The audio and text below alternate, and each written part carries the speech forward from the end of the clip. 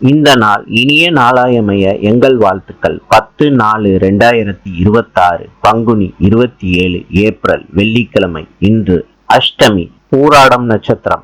இன்றைய நல்ல நேரம் காலை 9:30 முதல் 10:30 வரை, மாலை 4:30 முதல் 5:30 வரை. கௌரி நல்ல நேரம் காலை 12:30 முதல் 1:30 வரை, மாலை 6:30 முதல் 7:30 வரை. ராவு காலம் காலை 10:30 முதல் 12 மணி வரை. யமகண்டம் மாலை 3 மணி முதல் 4:30 வரை. சூலம் மேற்கு.